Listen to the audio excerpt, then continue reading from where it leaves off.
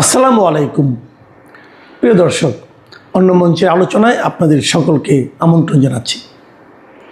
আজ আমাদের সঙ্গে আমন্ত্রিত অতিথি হিসেবে আছেন মনোজ দাসের প্রীতি ও শুভেচ্ছা নিন। বাংলাদেশে পাকিস্তানের আইএসআই কি আবার তার পুরনো খেলা শুরু করেছে?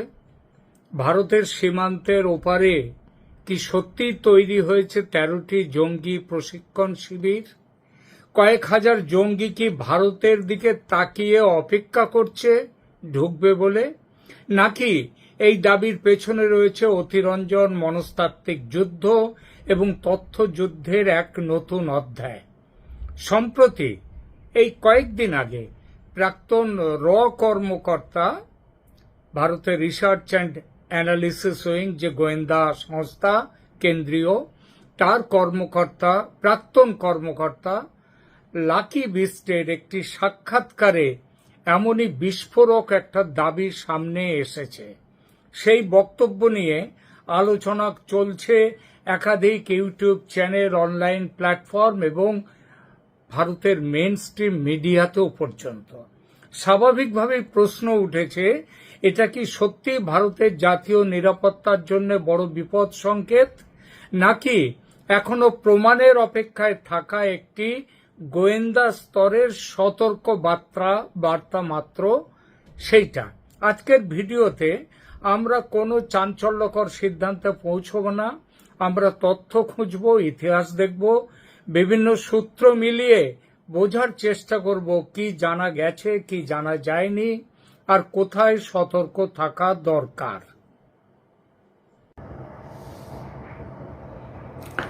প্রথমে বলি, লাকি বিস্ট কে, তার বক্তব্য কেন গুরুত্ব পাচ্ছে? লাকি বিস্ট ভারতের গোয়েন্দা ও বিশেষ অভিযান সংক্রান্ত রিসার্চ অ্যান্ড অ্যানালিসিস উইং তার প্রাক্তন কর্মকর্তা। তিনি বহু সাক্ষাৎকারে সীমান্ত নিরাপত্তা, সন্ত্রাসবাদ এবং পাকিস্তানের কৌশল নিয়ে বক্তব্য রেখেছেন। সাম্প্রতিক এক আলোচনায় তিনি দাবি করেছেন, বাংলাদেশে পাকিস্তানের আইএসআই সক্রিয়ভাবে নেটওয়ার্ক গড়ে তুলেছে এবং প্রায় 13টি জঙ্গি প্রশিক্ষণ শিবির তৈরি হয়ে রয়েছে সীমান্ত এলাকায়।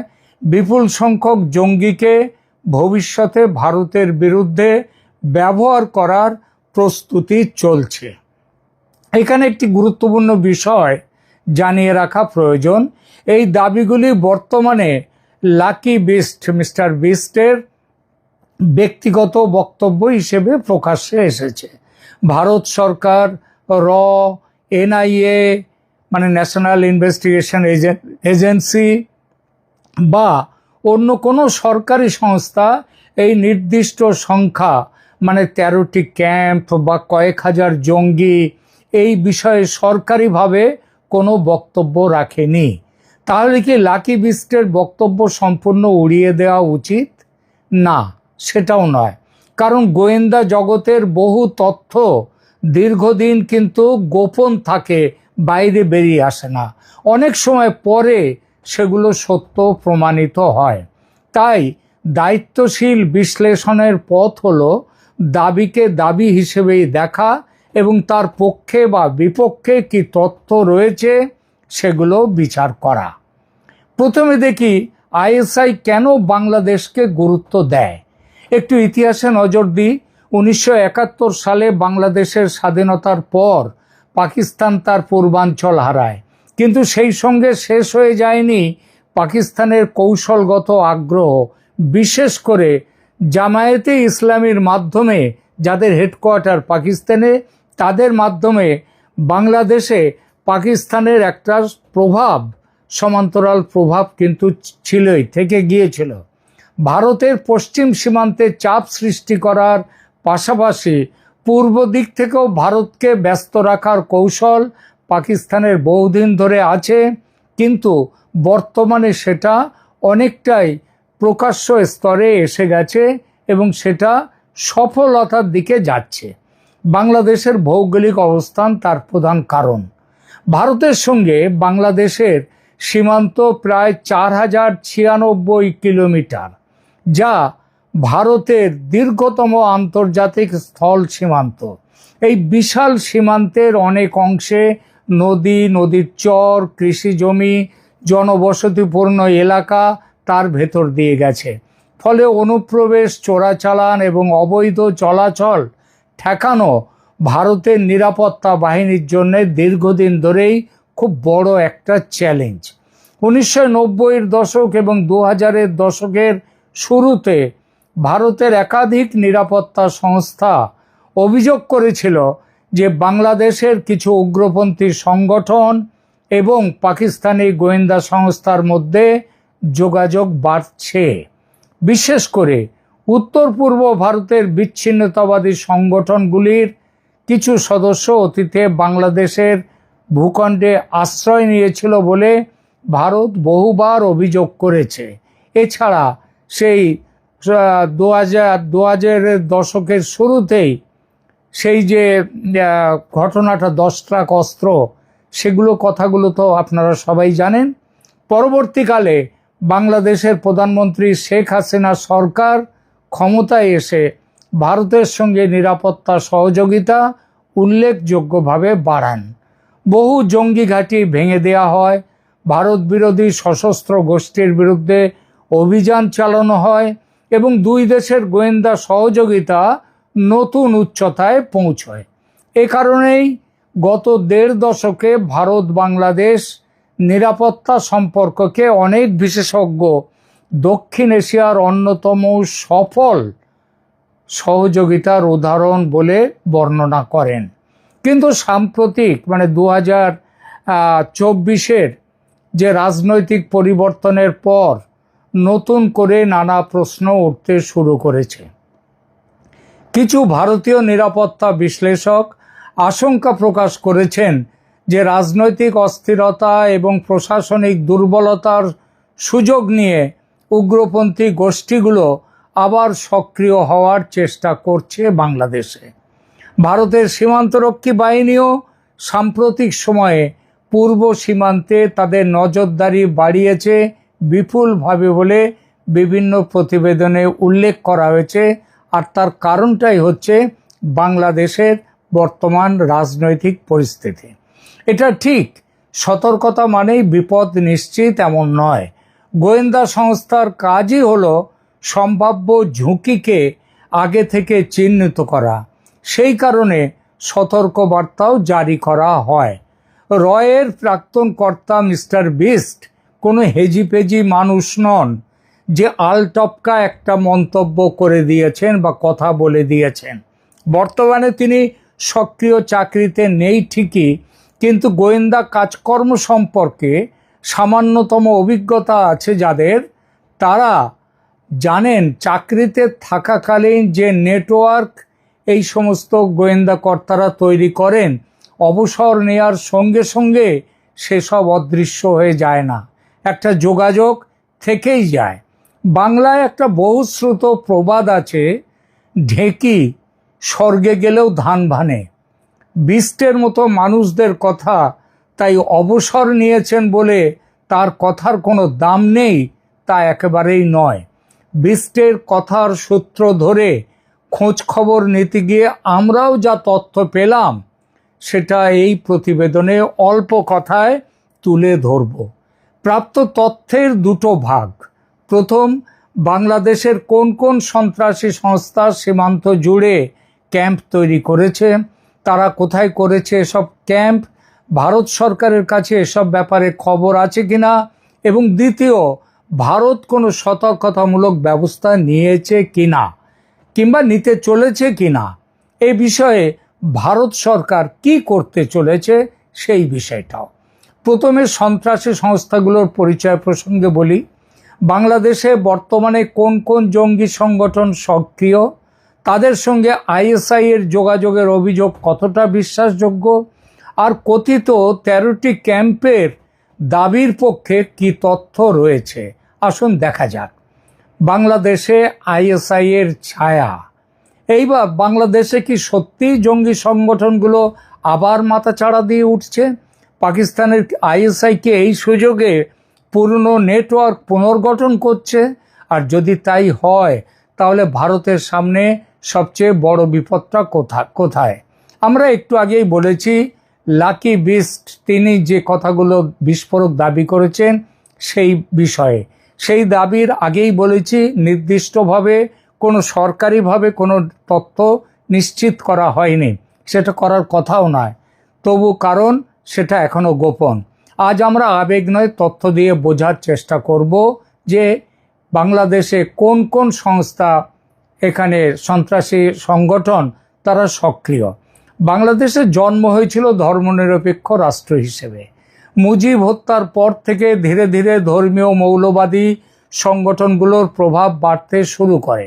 এর মধ্যে কয়েকটি সংগঠনের নাম বারবার উঠে এসেছে, যেমন জামাতুল মুজাহিদিন বাংলাদেশ মানে জেএমবি।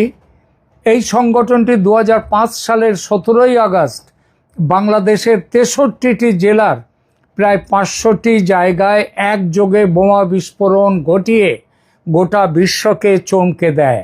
এরপর আসে হরকতুল জিহাদি ইসলামী বাংলাদেশ, যে এই হরকতুল জিহাদি ইসলামী বাংলাদেশ ভারত এবং বাংলাদেশ উভয় দেশই অতীতে এই সংগঠনের বিরুদ্ধে একাধিক তদন্ত চালিয়েছে। এর পাশাপাশি আন্তর্জাতিক জঙ্গি মতাদর্শ দ্বারা অনুপ্রাণিত নানান ছোট ছোট গোষ্ঠীও তৈরি হয়েছে, তার মধ্যে আইসিস তারাও আছে। সম্প্রতি আপনারা জানেন যে ইসরায়েলের ভারতে যিনি রাষ্ট্রদূত তিনি বলেছেন যে বাংলাদেশে হামাস এসে আশ্রয় নিয়েছে, তারা শিবির তৈরি করেছে। শুধু হামাস কেন, হামাস ছাড়া আরও বিভিন্ন আন্তর্জাতিক আইসিসের পতাকা, হামাসের পতাকা আজকে বাংলাদেশে খোলাখুলি দেখা যাচ্ছে, কিন্তু বাংলাদেশের নিরাপত্তা সংস্থাগুলো বলছে তারা কারা এইসব পতাকা নিয়েছে বা লাগাচ্ছে তারা জানে না। অর্থাৎ পরিষ্কারভাবে বোঝা যায় যে এখানে সেখানকার সরকার প্রশাসন তাদের মদত রয়েছে এই সব কাজের জন্য। এইসব সংস্থার ফ্রি রান চলেছিল, তখনও হামাস আসেনি কিন্তু অন্যরা এসেছিল, তাদের ফ্রি রান চলেছিল 2010 পর্যন্ত। 2010 সালের পর থেকে শেখ হাসিনার আমলে বাংলাদেশের নিরাপত্তা বাহিনী ব্যাপক অভিযান চালায় সন্ত্রাসীদের বিরুদ্ধে। শত শত জঙ্গি গ্রেপ্তার হয়, অনেক ঘাঁটি ধ্বংস করা হয়। এই কারণে বহু আন্তর্জাতিক নিরাপত্তা বিশ্লেষক মনে করেন যে বাংলাদেশের রাষ্ট্রযন্ত্র অন্তত 1 দশক ধরে জঙ্গিবাদ দমনে উল্লেখযোগ্য সাফল্য অর্জন করেছিল। কিন্তু আগেই বলেছি 2024-এর রাজনৈতিক পরিবর্তনের পর চরমপন্থী সংগঠনগুলো জীবন পায়, তারা নতুন সদস্য সংগ্রহ শুরু করে দেয়। মোহাম্মদ ইউনূস জেল থেকে সন্ত্রাসীদের ছেড়ে দিয়ে দেন, তারপরেও সেই ব্যবস্থাই সমানে চলেছে। এবং পাকিস্তানি গোয়েন্দা সংস্থা আইএসআইও পা জমিয়েছে বাংলাদেশে।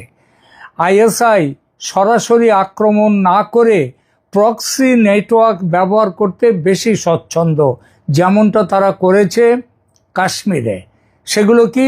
স্থানীয় সংগঠন, চোরাচালান চক্র, জাল নথির নেটওয়ার্ক এবং সীমান্ত পারের অপরাধ চক্রকে কাজে লাগানো।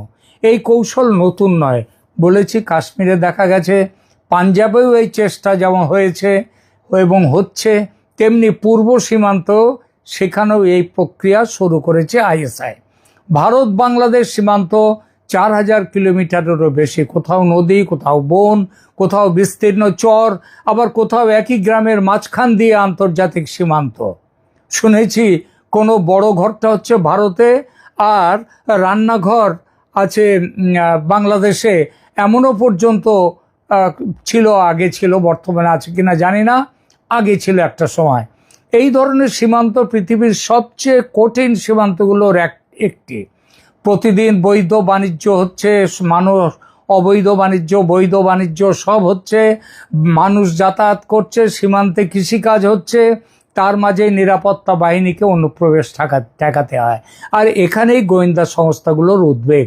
যদি কোনো সংগঠন অস্ত্র পাচার করতে চায়, জাল টাকা ঢোকাতে চায়, অথবা কয়েকজন প্রশিক্ষিত জঙ্গিকে প্রবেশ করাতে চায় ভারতে, তাহলে বিশাল সীমান্ত তাদের সুযোগ এনে দিতেই পারে এবং দিচ্ছেও।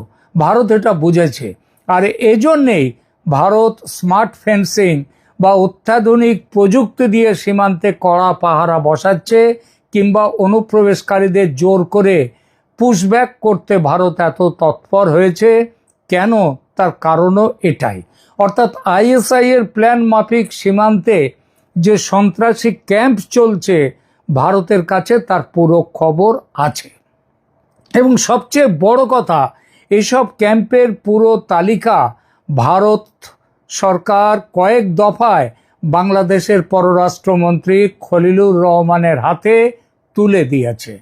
আপনাদের হয়তো মনে আছে, বিএনপি সরকার ক্ষমতায় আসার 2-3 মাস আগে মোহাম্মদ ইউনূসের ক্ষমতায় থাকাকালীন দুদেশের সম্পর্ক যখন অত্যন্ত বিপজ্জনক জায়গায় পৌঁছেছিল, তখন ভারত থেকে ভারতীয় সেনার গোয়েন্দা বিভাগের 4 জন সিনিয়র অফিসার ঢাকায় যান।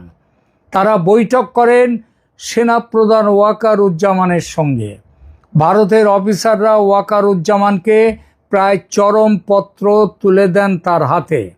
তারা সরাসরি অন্তত 150টি সন্ত্রাসী ক্যাম্পের পুরো ডিটেলস দেন ওয়াকারুজ্জামানকে। বলা হয় এই সন্ত্রাসী ক্যাম্প ভেঙে দেওয়ার জন্যে। কয়েকটা ক্যাম্প ভেঙে দেওয়াও হয়েছিল তার কয়েকদিনের মধ্যে। এই ক্যাম্পগুলো মূলত 3টি এলাকায় ছিল। রংপুর ডিভিশনের লালমনিরহাট সংলগ্ন এলাকা, লালমনিরহাটের যে পরিত্যক্ত বিমানবন্দর সেটাও তার একটা বড় ক্যাম্প, খুলনা এলাকা এবং চট্টগ্রাম। বিষয়টি নিয়ে আমি তখন একাধিক ভিডিও করেছি আমার এই চ্যানেলে। বিষয়টির গুরুত্ব বুঝে ওয়াকারুজ্জামান নিজে লালমনিরহাট যান ভারতের অফিসারদের নিয়ে। তারা চট্টগ্রামেও যান। তখনকার মতো সামাল দেয়া যায় উত্তেজনা। তারপর নির্বাচন হয় বাংলাদেশে, ইউনূস সরকার বিদায় নেয়, পরিস্থিতির উন্নতি ঘটে, তবে সেটা সাময়িক। দুদেশের মধ্যে উত্তেজনা আবার এই মুহূর্তে খুব বেড়ে গেছে। কেন বেড়েছে আপনারা জানেন। সীমান্তে উত্তেজনা মারাত্মক। চীন এবং পাকিস্তানের সঙ্গে বাংলাদেশের বন্ডিং ঘনিষ্ঠতর হয়ে গেছে আবার। এই পরিস্থিতিতে উঠেছে সীমান্তে 13টি সন্ত্রাসী গোষ্ঠীর ও কয়েক হাজার সন্ত্রাসীর উপস্থিতির কথা। মিস্টার বিস্ট যে কথা বলেছেন, আমাদের সংগৃহীত তথ্যেও উঠে এসেছে এই খবরের পুষ্টি। যেটা জানা যাচ্ছে, এই সন্ত্রাসীরা বর্তমানে বিজিবি বা বর্ডার গার্ডস বাংলাদেশের সঙ্গে যুক্তভাবে সীমান্তে পুশব্যাক রুখে দেওয়ার কাজ করছে। প্রবাসীদের সঙ্গে যুক্ত রয়েছে এই সন্ত্রাসীরা। এরা কি যুদ্ধের প্রস্তুতি নিচ্ছে ভারতের বিরুদ্ধে? ভারত কিন্তু সেটা মনে করে না। কারণ ভারতের বিরুদ্ধে প্রত্যক্ষ যুদ্ধে অন্তত এখন জড়িয়ে পড়ার মতো এত বড় হঠকারী সিদ্ধান্ত কিংবা বোকামি সন্ত্রাসীরা করবে না, বাংলাদেশের সরকারও করবে না। তাহলে কি করতে পারে তারা? যেটা করতে পারে তার নাম হাইব্রিড ওয়ারফেয়ার। অর্থাৎ একদিকে সীমান্তে চাপ সৃষ্টি করো, অন্যদিকে ভুয়ো খবর ছড়াও, সোশ্যাল মিডিয়ায় উস্কানি দাও, সাম্প্রদায়িক উত্তেজনা তৈরি করো, জাল নোট পাচার করার চেষ্টা করো, সাইবার হামলা করো, চোরাচালান করো এবং প্রয়োজনে ভারতে ঢুকে ছোট আকারের সন্ত্রাসী হামলা চালাও। এই সব মিলিয়েই আধুনিক নিরাপত্তা চ্যালেঞ্জ তৈরি হচ্ছে ভারতের কাছে। আর এগুলো যদি করে বাংলাদেশের সন্ত্রাসীরা, কি করবে ভারত? এই প্রশ্নটা খুব বড়। আমাদের কাছেও বিভিন্ন সূত্রে খবর এসেছে, পশ্চিমবঙ্গে মমতা সরকারের পতনের পর, মমতা সরকার মানে মমতা ব্যানার্জির সরকার, যে সরকার যারা চলে যাওয়ার ফলে জামাত কেঁদে ভাসিয়েছে, বাংলাদেশের সাম্প্রদায়িক শক্তি কেঁদে ভাসিয়েছে, সেই সরকারের, মমতা সরকারের পতনের পর এবং শুভেন্দু অধিকারীর নেতৃত্বে বিজেপি সরকার গঠনের পর পশ্চিমবঙ্গের মুসলমানরা আপাতত একটু থমকে রয়েছে। পাক সার্কাসে, ফলতায়, আরও 2-1 জায়গায় প্রতিবাদ তুলতে গিয়েছিল, সফল হয়নি। তারপর মালদার বিধায়ক হুমায়ুন কবির গরম গরম কথা বলে চাঙ্গা করতে গিয়েছিলেন মুসলমানদের, সেটাও ব্যর্থ হয়েছে। হুমায়ুন কবির এখন ভয় পেয়ে পিছিয়ে গেছেন। ওদিকে তিনি মসজিদ তৈরির, ওই বাবরি মসজিদ তৈরির 1,000 কোটি টাকা পকেটে নিয়ে বসে আছেন হুমায়ুন কবির। বাবরি মসজিদ তৈরির সম্ভাবনা এই মুহূর্তে নেই। পশ্চিমবঙ্গে শুভেন্দু অধিকারীর সরকার, বিজেপি সরকার বাবরি মসজিদ পশ্চিমবঙ্গে তৈরি করতে দেবে না, লিখে নিতে পারেন। এমন পরিস্থিতির সুযোগ নিয়ে বাংলাদেশের সন্ত্রাসীরা মালদা মুর্শিদাবাদ সীমান্ত এলাকায় দাঙ্গা বাঁধাতে তৎপর। আর তেমন কিছু হলে বাংলাদেশের বিরুদ্ধে যেমন পাকিস্তানে অপারেশন সিন্দুর করেছিল ভারত এই কয়েক মাস আগে, সেই স্টাইলে হামলা চালাবার সিদ্ধান্ত নিয়ে রেখেছে ভারত। ভারত বলেছে ভারতের ভূমিতে কোনো বিদেশি রাষ্ট্র তারা যদি কোনো সন্ত্রাসবাদী কাজ করে তাহলে ভারত সরাসরি যুদ্ধে নামবে। অর্থাৎ ব্যাপারটা দাঁড়াচ্ছে, বাংলাদেশের সন্ত্রাসীরা ভারতে হাইব্রিড যুদ্ধ বা ছদ্মযুদ্ধের সামান্যতম উস্কানি দিলে বাংলাদেশে ভারতের সীমিত হামলার সম্ভাবনা প্রবল, অনেকটা অপারেশন সিন্দুর স্টাইলে।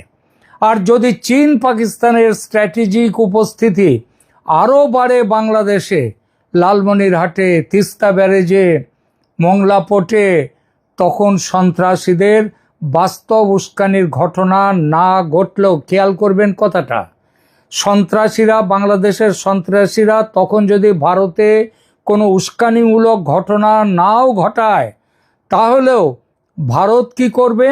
নিজের স্ট্র্যাটেজিক স্বার্থ রক্ষায় সন্ত্রাসী অজুহাত খাড়া করে ভারত ঝাঁপিয়ে পড়বে। আর তেমন হলে এই ভারত যদি ঝাঁপিয়ে পড়ে, সেটাও এই সম্ভাবনা কিন্তু উড়িয়ে দেয়া যাবে না। আজকের এই প্রতিবেদন কেমন লাগলো আপনাদের জানাবেন, কমেন্ট করবেন, লাইক দেবেন এবং অবশ্যই সাবস্ক্রাইব করবেন চ্যানেল। আপাতত এখানেই রাখছি, ধন্যবাদ।